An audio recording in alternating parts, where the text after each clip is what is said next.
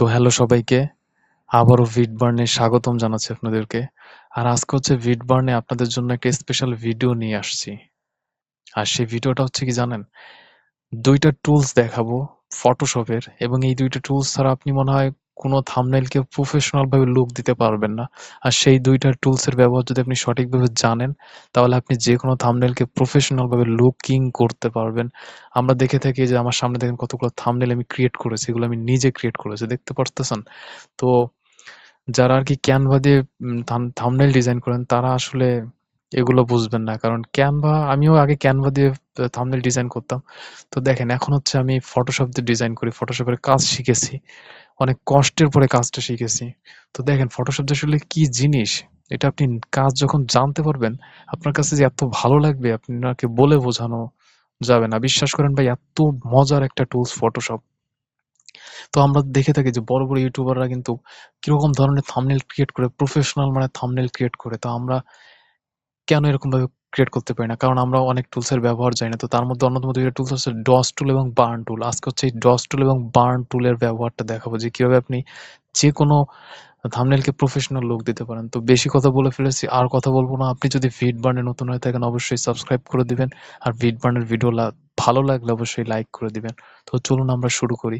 তো তার জন্য আমি একটা লেয়ার ক্রিয়েট করে নিচ্ছি YouTube এর জন্য 1920x1080, সেটা হচ্ছে এইচডি মানে ফুল এইচডির জন্য। আর আরেকটা হচ্ছে 1280x720, সেটা হচ্ছে শুধু এইচডির জন্য। তো আমরা হচ্ছে ফুল এইচডিটা নিয়েছি। এই যে হচ্ছে আমাদের ইউটিউবের যে ব্যানারটা সেটা। তো এখানে হচ্ছে আমরা একটা ইমেজ নিয়ে আসবো।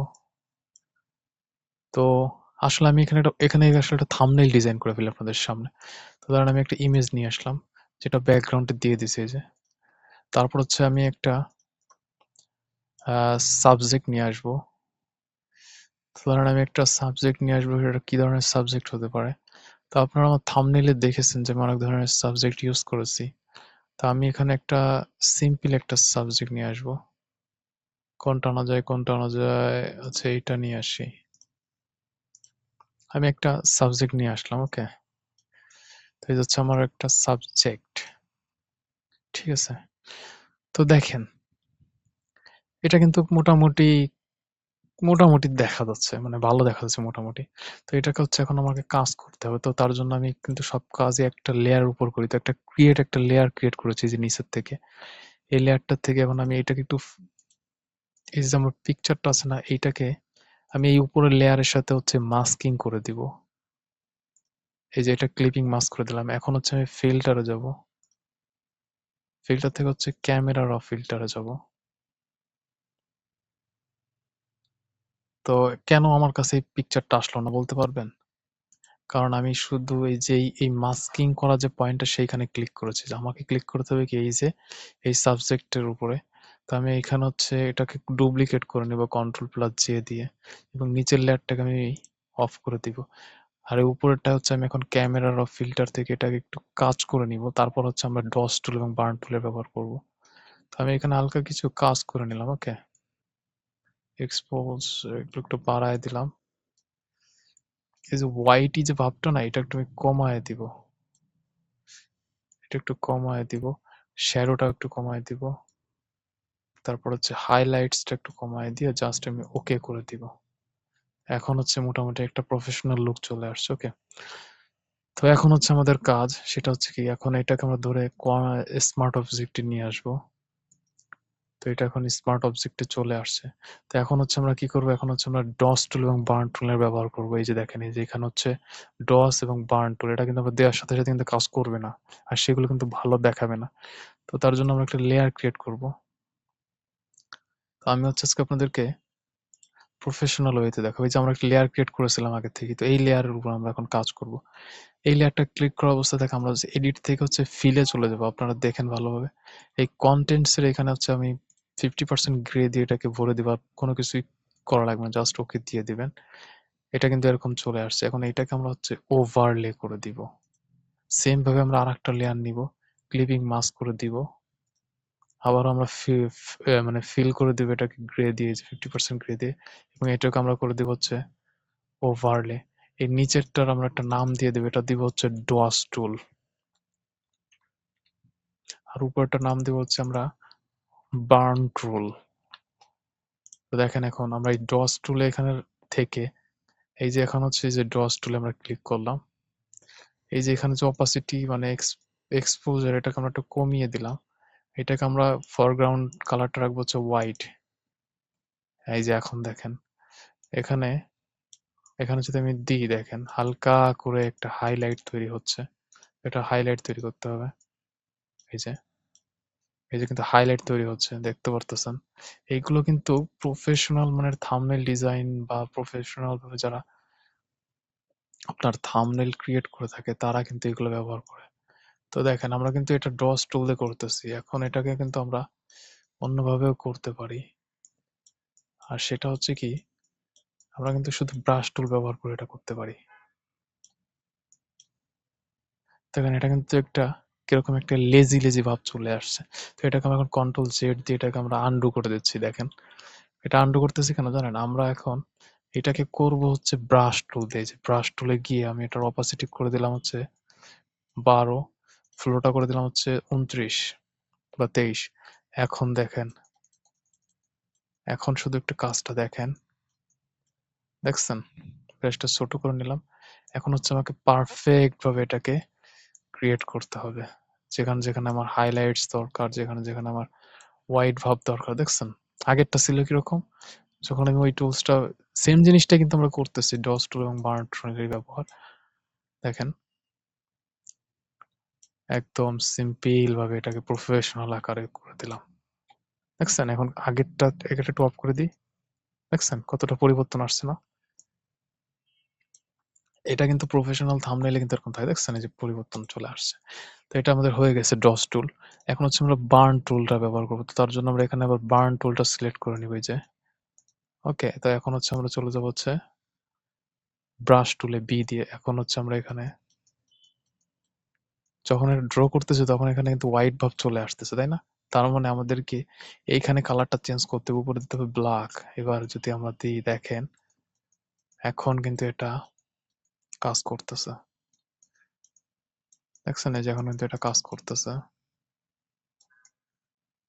এই যে একটা কন্টেন্ট কিভাবে তৈরি হয়, এই যে এখন কিন্তু আমরা কিন্তু স্পষ্ট ভাবে কিন্তু টের পাচ্ছি। দেখেন একটা থাম্বনেল ডিজাইন করতে আসলে যে কত কষ্ট হয় এটা যারা ডিজাইন করে এবং যারা ক্রিয়েটর আছে তারাই আসলে বোঝে।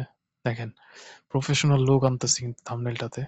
এই যে আমি এখান থেকে একটু অন্ধকার অন্ধকার একটা ভাব দিয়ে দিচ্ছি, মানে বার্ন করতেছি পিকচারটাকে। দেখেন দেখছেন?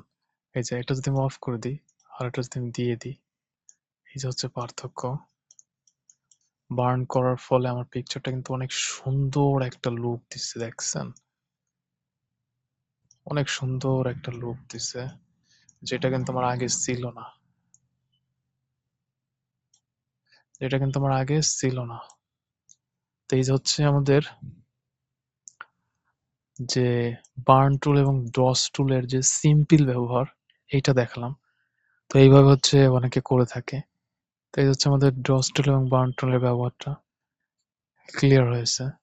তো জানেন আমরা যদি এটাকে একটু অন্যরকম করে দিই, ওভারলে করে দিই, এটাকে আপনি ফিল্টার থেকে সফট লাইটও করে দিতে পারেন, হার্ড লাইটও করে দিতে। হার্ড লাইট করে দিলে একটু ভালো দেখা যায়। তো নর্মালটাই থাক,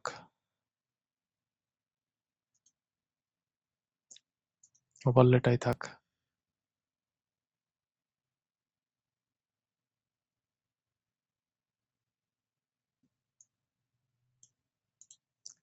তো এটা হচ্ছে আমাদের একটা ব্যবহার, মানে এইভাবে অনেকে করে থাকে। তারপরে এই যে এটাকে আপনারা গ্রুপ করে দিতে পারেন এখান থেকে সিলেক্ট করে, এই যে এটাকে এখন আপনারা গ্রুপ করে দিতে পারেন কন্ট্রোল প্লাস জি দিয়ে, অথবা গ্রুপ ফ্রম লেয়ার্স। এই যে এটা হচ্ছে আমাদের পুরো টোটাল লেয়ারটা আমরা গ্রুপ করে ফেলেছি।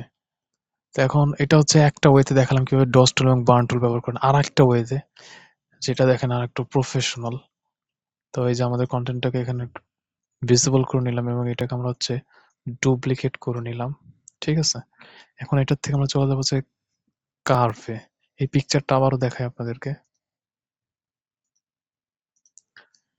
এই যে আমার সাবজেক্ট না, এই সাবজেক্টটা দেখছেন সিলেক্ট থাকা অবস্থায় আমি চলে যাচ্ছি কোথায়, যে অ্যাডজাস্টমেন্ট লেয়ার, এখান থেকে আমি কি করব, কার্ভ নিয়ে আসতেছি এবং দেখেন এই কার্ভটার আমি কি করতেছি, কালারটাকে বাড়িয়ে দিচ্ছি, আর কিছু না। দেখছেন কালারটাকে বাড়াই দিছি। এখন এই যে এখানে একটা মাস্কিং এর একটা ব্যাপার আছে, মাস্কিং করে দিলাম। দেখছেন এটাকে মাস্কিং করে দিছি এবং এটাকে আমরা কি করে দিছিলাম, কন্ট্রোল প্লাস আই দিয়ে এটাকে ইনভার্ট করে দিলাম। আবার আর একটা নিব, এটা হচ্ছে একটু ব্ল্যাক করে দিব, এই যে এটাকে আমরা মাস্কিং করে দিব। কন্ট্রোল প্লাস আই দিয়ে হচ্ছে এটাকে ইনভার্ট করে দিব। এইটার যে প্লেন মোড সেটা হচ্ছে লুমিনোসিটি করে দিলাম। নিচেরটার নাম দিব হচ্ছে ডজ, উপরেরটার নাম দিব হচ্ছে কি, বার্ন। ক্লিয়ার? এখন এই যে ডস টুলে এখন হচ্ছে আমরা ডস ক্রিয়েট করবো, তার জন্য হচ্ছে যে এখানে ব্রাশ নিতে হবে। উপরে হচ্ছে যে হোয়াইট রেখে জাস্ট আপনারা শুধু ব্রাশটা এখান দিয়ে ভিজিবল করে দিবেন, মানে এটাকে শুধু ঘোরাবেন। অপাসিটি আপনার মন মতন রাখতে পারেন। দেখেন আমি আপনাদেরকে বোঝাচ্ছি যে এখানে আসলে কালারটা হচ্ছে কিনা, যা হচ্ছে দেখছেন। তো আমি এটার অপাসিটিটা 12-তে রেখে আমি কাজ করতেছি, 11-তে রেখে আমি এটা কাজ করতেছি, মানে এটা যাতে প্রফেশনাল ভাবে হয় এর জন্য আমি এটা করতেছি। দেখছেন এই যে হচ্ছে আমাদের ডস টুল এবং বার্ন টুলের যে ব্যবহার সেটা দেখেন। এই যে কিন্তু আমি কিন্তু এটাকে ডস করতেছি, আগে এটাকে আমি ডস করে নিই। ডস করলে হচ্ছে পিকচারটা অনেক সুন্দর দেখায়, যে দেখছেন। এটা হলো বড় বড় ইউটিউবার আসলে এরকম ভাবেই করে থাকে। তো আমি আপনাদেরকে দুইটা ওয়ে দেখালাম, যে আপনারা আবার আরেকজনের ভিডিও দেখবেন যে কে কোন ভাবে করছে। তো আমি আপনাদেরকে দুইটা ওয়ে দেখাই দিচ্ছি, যে আমাদেরকে এটা কি ডস মানে ডস করা হয়ে গেছে। আপনি চাইলে আপনার এই যে এইখানেও করতে পারেন, আপনার যেখানে যেখানে মানে ডসটা প্রয়োজন। তো দেখেন আমরা কিন্তু এখানে একটু বেশি করে ফেলেছি, তাই না? তো জাস্ট আমরা এখন এটাকে এই যে ব্ল্যাক লেয়ার আছে না, ব্ল্যাক দিলে এটা কিন্তু এখান থেকে চলে যাবে। ওকে, এখন হচ্ছে আমরা বার্নে যাবো সেম ভাবে। বার্নে গিয়ে যে এখানে হচ্ছে আমাদেরকে বার্ন সিলেক্ট করা থাকতে হবে, প্লাস হচ্ছে এখানে ব্রাশে গিয়ে এই উপরের কালারটা হবে ব্ল্যাক এবং আমরা এই যে এখান থেকে এখন এই যে বার্ন করা শুরু করব। এটার অপোসিটি একটু বাড়িয়ে দিই,